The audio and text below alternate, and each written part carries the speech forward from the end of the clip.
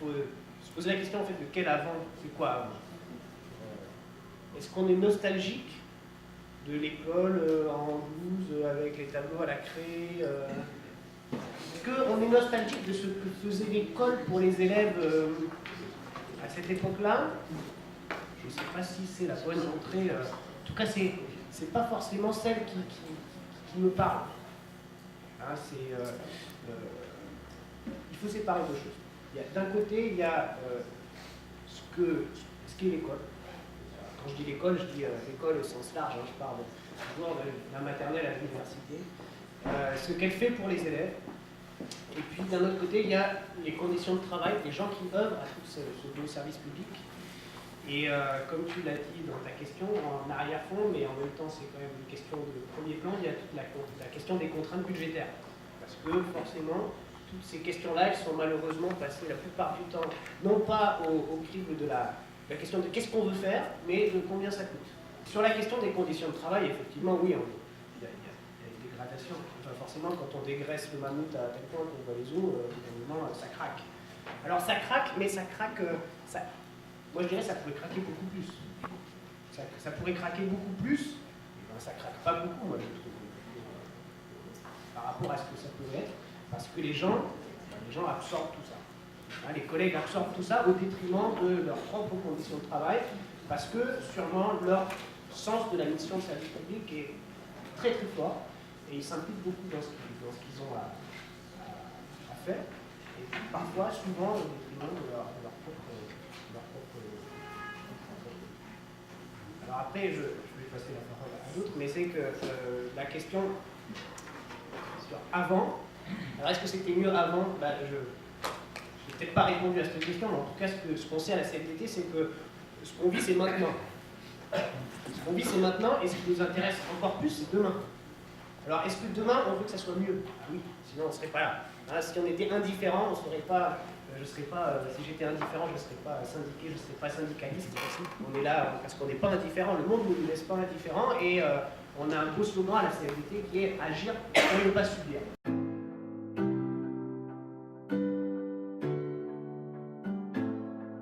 Oui, c'était un peu mieux avant. On a eu des difficultés, et puis il n'y a peut-être pas eu les bonnes solutions pour aller contre ces difficultés.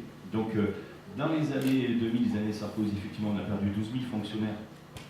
Donc, on a du mal à se remettre de ça. Pour être honnête, depuis 2012, la tendance, elle a changé, sauf que les écoles de police ont été fermées.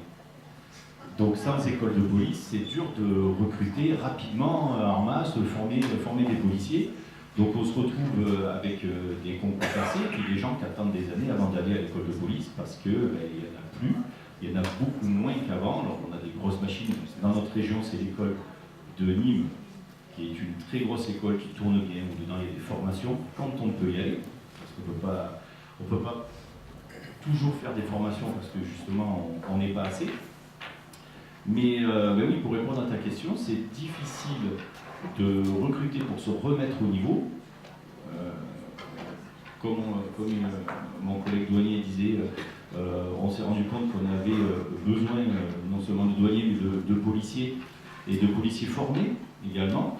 Et quand il y a eu les attentats, on s'est rendu compte qu'il fallait peut-être recruter. Et là, c'était malheureusement difficile de le faire.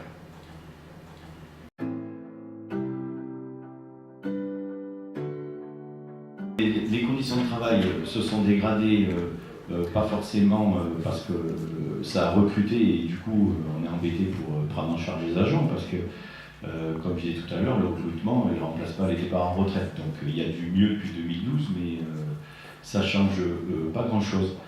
Il ne faut pas oublier quand même que dans toutes nos administrations, on est rentré, on est devenu fonctionnaire pour rendre un service public. Ce service public, on se rend compte avec mes collègues qui viennent intervenir, qu'on estime nous qu'il n'est plus rendu, qu'on ne le rend pas assez bien, ce service public. Donc c'était mieux avant, dans le sens où on a fait des statistiques, ces statistiques auraient pu améliorer la chose, et en fait, comme tu l'as très bien dit, ça a juste servi à calculer au plus juste de ce qu'on pouvait fournir pour pouvoir rendre un service public. Et forcément, il n'est plus de qualité. Alors il y a ce service public-là qui n'est pas rendu, mais l'administration, quel service elle rend aux employés qui viennent rendre ce service public. Et là, effectivement, nous, ça s'est dégradé de partout sur le matériel, que ce soit les véhicules, que ce soit le matériel collectif et les formations, comme je disais tout à l'heure, pour les faire, pour se former, pour avancer dans son métier. Et donc, on se retrouve avec des fonctionnaires qui vont être en plein malaise parce qu'ils estiment qu'ils ne rendent pas le service public qu'ils devraient rendre et qui, en plus, se sentent mal accueillis dans leur administration.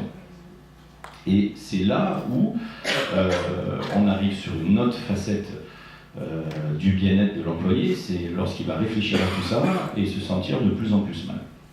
Et lorsqu'on est à l'hôpital, lorsqu'on est policier, on reçoit des gens qui sont soit dans la douleur, qui sont malades, qui ont subi une agression ou qui viennent pour être pris en charge, et il ne faudrait pas qu'en face ils aient un fonctionnaire qui soit plus malade qu'eux. Enfin, moi je le vois comme ça, je ne sais pas comment vous le voyez vous, mais je me dis que pour rendre ce service public, il faut avoir des fonctionnaires qui sont bien dans leur tête, et malgré tout, on n'est pas assez bien traité par notre administration, mais ça marche parce que le fonctionnaire, dans toutes les administrations, fait de son mieux pour que ça marche.